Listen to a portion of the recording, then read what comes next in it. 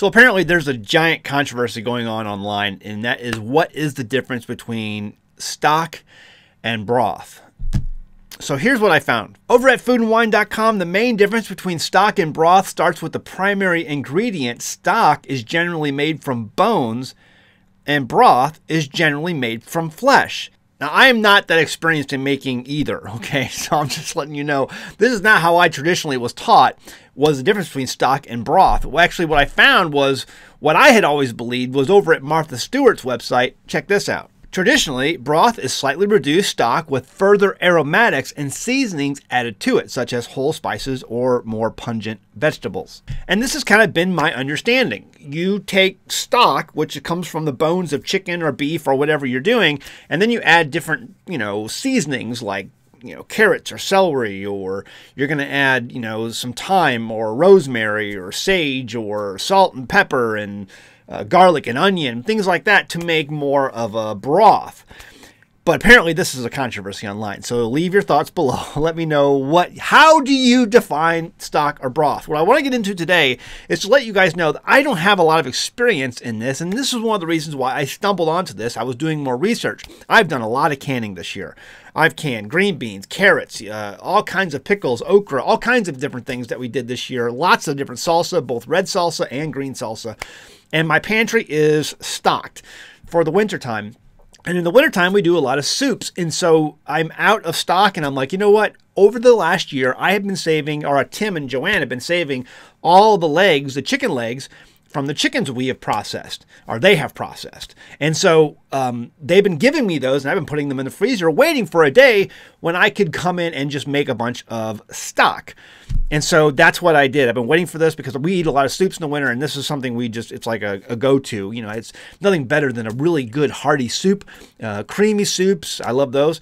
And then some nice homemade bread to go with it. That just sounds fantastic to me. So that's what I did. And when I was doing my research, I came across a number of, we'll get to that in a second. I came across a number of things that people said you have to do when you make chicken leg stock. A lot of recommendations I just found were nonsense. I found were just absolutely time wasters. And so I kind of wanted to share those with you today. Again, this is knowing I have canning experience, but I don't have a lot of broth and stock experience. Okay, this is something that Jamie did in the past, not me. Now, but I needed to get stocked up on stock for the winter, and I had all these legs. So the number one thing that I heard when going through and making this stuff that I want to point out, we'll talk about three things really today, is that you have to remove the fat layer. No, I went back and I watched Jamie's old videos. She never, in fact, she mentioned, she's like, why throw that out? That's good stuff. That's good flavor. That's good nutrients. Why throw that? And anytime I make soup anyway, I'm going to throw butter in it because butter makes it better, and butter is a fat. Butter makes everything better. You can put butter on an old tire and it'll taste pretty good. My opinion here is, no, you don't have to take this out. And I did find a number of YouTubers, very few, who don't, put this in the fridge and then scrape off the fat.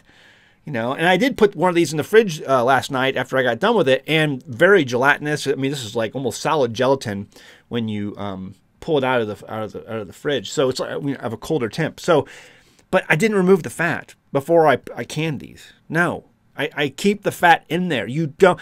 They say, well, you won't get a good seal. You will get all my jars sealed, even using these questionable ball lids, which I've had a lot of failures in ball lids this year. I'm really starting to make the move to 4 jars, I think. Let me know what you think about those in the comments below also. But I've had a lot of ball canning lid failures this year, but nothing to do with fat. What I did is I took really good care. I wiped my rims with vinegar, and then I went ahead and made sure I gave it extra headspace, which they recommend when you're having fat in there. So I gave it some extra headspace, probably a little bit too much headspace for that one. Some of these don't have as much headspace. Like this one has a little bit less fat in it. But I gave it plenty of headspace, and I went ahead and canned it that way. I got 14 quarts done yesterday, and I had 2 extra quarts set aside for things that I'm going to be using in the next 2 days. So I really got 16.5 quarts of the legs that I did, and I had 2 carcasses that I threw in there, chicken carcasses, that I had frozen and saved. I got a lot of good stuff out of this. But guys, no, you don't have to remove the fat.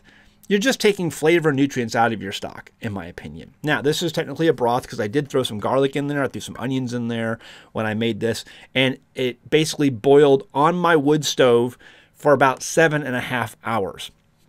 Okay. And by the time it was done, I mean, it smelled fantastic. The whole house smelled great.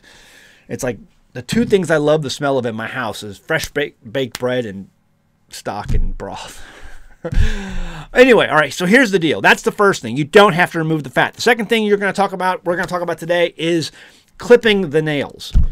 You don't have to clip the nails. That's just an extra step. A lot of people are like, well, you have to clip the nails. I don't want those in my stock. I don't want those in my broth. Who cares? It's like, I mean, listen, it kind of leads into my third thing. And that is you have to peel the skin.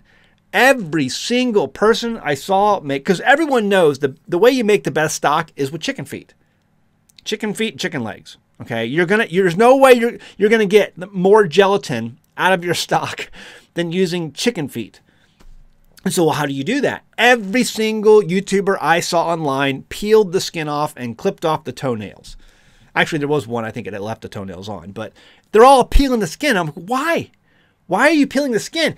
And the reason I asked that is because as I was doing this research, again, someone who doesn't have a lot of experience in this, almost zero experience in stock and broth, you come across a lot of Asian recipes, and the Asian recipes all leave the skin on so that they can eat it. And so if these people are taking chicken feet and they're making Asian recipes, and there's a lot of them out there, folks, a lot of recipes. Some of them look really good. I'm like, man, maybe I should try this. They all leave the skin on so that they can eat it. So if they're eating it, why are you peeling it off for this? I don't understand. It doesn't make sense to me. So listen, here's what I did. I triple washed because there's an invisible R there, just kind of like the silent E, but the invisible R where I'm from, we just pronounce washed that way. And so I took all of my chicken feet and I washed them 3 times in hot water. Okay, drain off the water, put them back in, hot water, drain off the water, did that 3 times. And then I blanched them because they say if you want to peel the feet, you can blanch them. And that's when I realized, as I'm peeling like the second chicken foot, I'm like, this is going to take forever. And I'm thinking, Zach, you saw all these videos and all these Asian videos where they're making chicken feet and they all left the skin on and then ate it. Why am I peeling these? I'm not peeling these things. They're staying right as they are. Tell me I'm wrong in the comments below.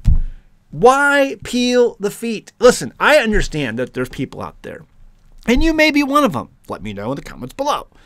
They're just like, oh, Zach, it's just disgusting. I can't deal with these feet and making broth with feet. No, and I've seen a lot of people out there making chicken broth, and they just use the bones and the flesh. They'll just boil 2 whole chickens because they can't find it within themselves to use feet. It's just disgusting. By the time I had triple washed these things and blanched them, they were clean. There was no dirt on this. I mean, a couple of the older rooster, because we had some roosters that we butchered, and those older rooster feet looked pretty ragged. But they were clean. They looked kind of nasty, but they were clean. Okay? There was no germs left on these things. They've been washed 3 times in hot water and blanched. And, you're moving them around. They're clean. It's okay. I can get past that. If I can eat balut on this channel, I can use chicken feet to make stock. Okay. This idea that you have to peel the skin on your chicken feet is ridiculous when there are lots of recipes out there leaving it on so you can eat it. It's just more work. It's just, I'm trying to save time. We all have a limited amount of time in our day, and we all want to make good foods, healthy foods, nutritious foods. Cut time. You don't have to trim the nails. Okay. And you don't have to remove the fat before you can it. Okay. All my lids sealed perfectly well. What do you think? I would love to hear your thoughts on this. Again, I have done a lot of canning. I have never really, this is my first time doing canning of chicken broth, and I made basically 16 and a half quarts, 14 of which went into the canner, and 2.5 that are being saved for upcoming meals coming soon. What do you think? Leave a comment below. Is it a waste of time? Is it something that you just can't stand to see and so you have to do it? Maybe you don't use chicken feet at all. Let me know how you do chicken broth, and you know, what ingredients do you add to your stock to make it broth? And the whole controversy of what is actually stock and broth to begin with? You know, how do you define that? I'd love to hear your thoughts. It seems to be a big controversy. All right, guys. Hey, check out our merchandise over at teespring.com. I'm not wearing one of our shirts today. I'm wearing the Ozark's Homesteading Expo because they were kind enough to give me a shirt, so I figured I'd wear it for a few videos. I'm hoping to be there again next year to speak. Had a great crowd this last year. And but if you're interested in our Stupid Should Hurt shirt, you can find our Stupid Should Hurt shirts links in the description below. It's our best-selling shirt of all time. If we had more hurt in this world, we'd have an awful lot less stupid. That's for certain. And there's a lot of stupid in the world today. It just doesn't hurt. Also, patrons, I'm going to keep advertising these books because this is illegal content on the internet today. People who put stuff like this on YouTube get their videos demonetized, get their channels taken down. If you buy these books on Amazon, they're $1,000 a piece. I'm giving you the PDFs just by joining our Patreon. You can join for as little as $1. If you join at higher levels, I appreciate that. You're going to get access to our Discord server and other special things. But all of our patrons get this. If you join our Patreon page and you can't find the links to this, send me a message and I will send you the links to this through our Patreon message system. This is it's information. This guy lived over, if he lived back in the 1800s, he's long dead, 100 years. And this is the kind of information you're not going to find. And this is why they're so valuable, because they work. All right, I can't even talk about what's in them because that'll get me in trouble. All right, guys. See you next time with Homestead. Bye. 2023 is almost over, and a recent Bloomberg article states that the central bank gold buying binge around the world is bigger than anyone previously thought. And in mid-November of 2023, the Dutch central bank admits that it is ready for a new gold standard, having equalized all of its gold reserves relative to its GDP. Like it or not, everyone in the world's banking sectors understands that the U.S. reserve currency status is going to fail. The U.S. dollar today is not backed up by anything of value, and that now includes oil. In fact, our national debt is now larger than our entire GDP. Just the interest alone on our debt is larger than our entire military budget, and it's only getting bigger. Congress won't stop spending money, and the Fed won't stop printing money. The smart money around the world is moving to gold and silver, and you can too.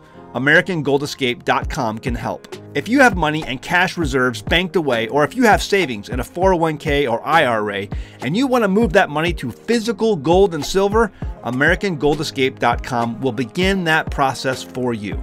This company has an A+ rating with the Better Business Bureau and will answer any questions you have about safeguarding your wealth.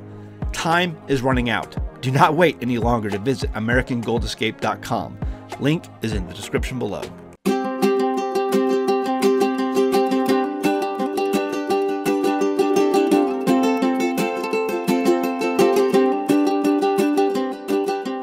Hey guys, did you know you can become a patron of an American Homestead? They get access to private videos, and we send them gifts from the homestead that we make here on the homestead. And we also enter our patrons into special giveaways that are only available to them.